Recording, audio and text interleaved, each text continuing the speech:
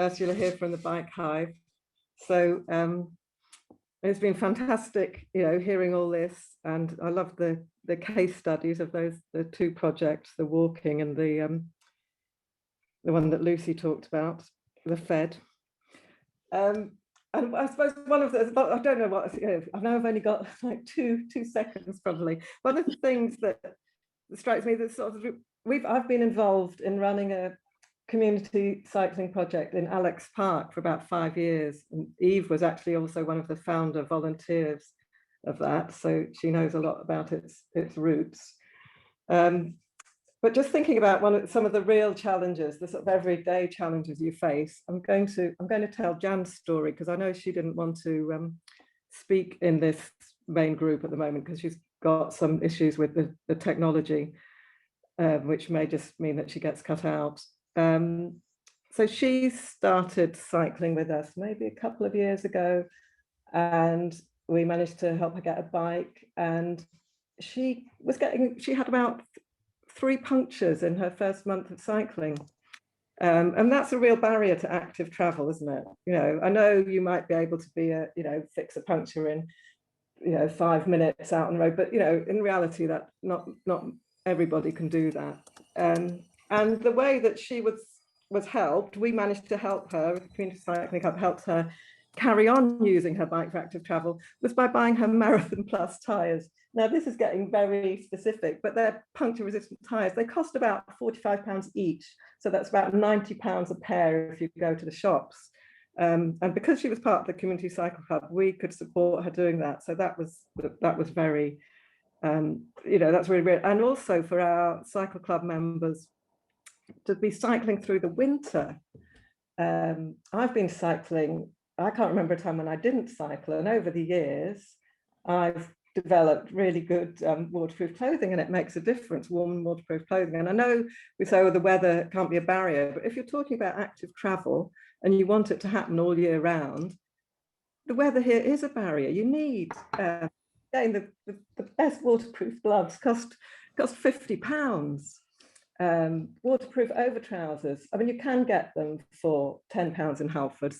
They keep you dry in a shower, but not in the heavy rain that we're getting here.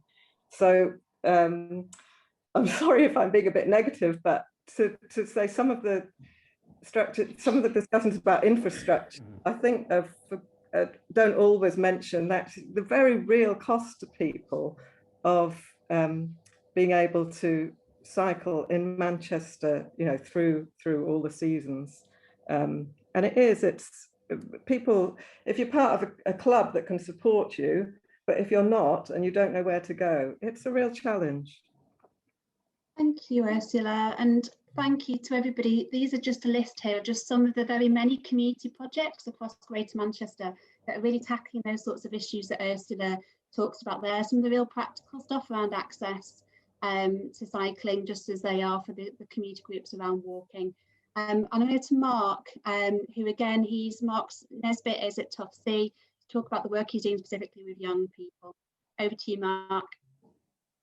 Okay, thank you, Eve. Yeah, I'm Mark. I'm a director of the Urban Fitness Collective. More generally, we use sport and leisure as a positive change for young people. We're actually currently based in Trafford, but we work across Greater Manchester. One of the elements of our projects or our work is what we class as urban links, and that's a bike cycle project for young people. We train young people to be bike mechanics, so when they get their puncture, they can repair it themselves, and they can help their mates to repair it as well. So we work on a peer-to-peer system, and so when we do outreach and when we do our engagement activities, we use our young bike mechanics and our young bike leaders to do all of the work for us. One specific example over the last sort of 6 months during lockdown is that we wanted to engage young people who generally would ride around on a mountain bike around, and use their mountain bike as an urban form of transport from A to B. They don't see themselves as cyclists. they don't even see themselves as people on a bike. They just use their bike to get from A to B, whether that's to school or whether that's to the local takeaway. And so we hit upon an idea to use local takeaways as a venue to do bike repairs for our young people, and for their pleasure, and for us to do their safety check, and for our young people to check their bikes, make sure their bike was roadworthy, with brakes, etc. We enticed them in with a free burger. So we spoke with the local takeaways and said, if we get more footfall for you, would you be able to support us by providing our young people who receive a bike check with a free burger? We ran out of burgers, we ran out of vouchers, and the guys, the takeaway owners, were absolutely amazed by how many people, young people, actually travel around on a bike. So what we're trying to do is encourage young people to use their bike more sensibly. Yeah, we know that they will do wheelies. We know that they'll hop and down on curbs, but we want them to travel around on their bikes more sensibly. We also run a bike school program where we come into schools and we do roughly about 10 extracurricular activities, 10 sessions where we train young people to maintain their bikes. So we show them what the bike is, show us how it's used, and we train them to do their minor repairs. Part of that is a ride out session, or 2 ride out sessions, where we take their mountain bike on a mountain trail or on a Transpennine trail, just to get them off road and into some green. And that's us. Thanks, Mark. Thank you very much. So I'm just going to give you a very literally hold on to the seat of your pants sort of style whiz through now of just some of the very many things like this that are going on across Greater Manchester. So Mark is part of a number of community projects, 30 in fact, that took part in the Big Bike Revival for key workers this year, which is sponsored by Cycling UK, who support lots of those community bike projects. There is cycling projects. So you've got Ian here in the room for cycling projects, and the brilliant Sue from Simply Cycling, who has absolutely been dedicated to widening access to cycling for probably a decade, if not more, Sue, in Greater Manchester. British Cycling, we've got Beth and Rob both in the room today, and I think others who are doing a huge amount across all walks of life to support people to be able to access cycling more. We've got Sustrans, Playing Out, Living Streets, all of whom again are trying to make our environment far more accessible to support the school run, and makes a far more child-friendly, age-friendly place for all of us to be. We've got Walk Ride GM, who have about 30 plus now hyper-local walk ride groups across Greater Manchester, really supporting that engagement and advocacy, and really supporting the communications across the system on all stuff. And we've got Nadia, Claire and Ian all in the room. Love to Ride host a whole host of fantastic events, again to encourage people, nudge people to get on a cycle and to cycle more often. And there is so much more. So I really hope this gives you some hope and pride in what is going on, from the new Chiltern bike deliveries, Urmston bike deliveries that have risen up over the last year, delivering as part of aid groups, and all the bikeability stuff that goes on across Greater Manchester, getting our young people to learn to cycle, and then there's lots of learning from outside of Greater Manchester. So all of this ultimately helps to get more people on a bike and to cycle. We also have our key partners, so the Greater Manchester Health and Social Care Partnership signed up to a manifesto, really committing their support as part of active travel for healthier, happier lives.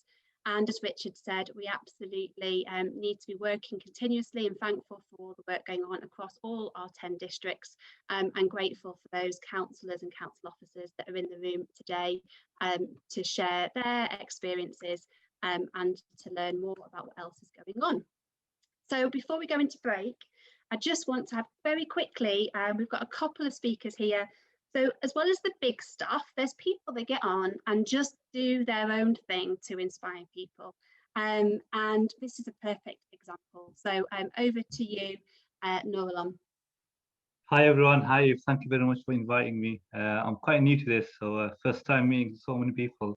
in this group. So, I mean, what we're basically how our story started. I'll keep it brief. I've got my timer on, so I don't talk for England. Basically, first lockdown when it happened, we used to do a lot of exercise like gym, swimming, playing football. So everything closed. So we couldn't do anything really. So my friend obviously he couldn't come down today due to work.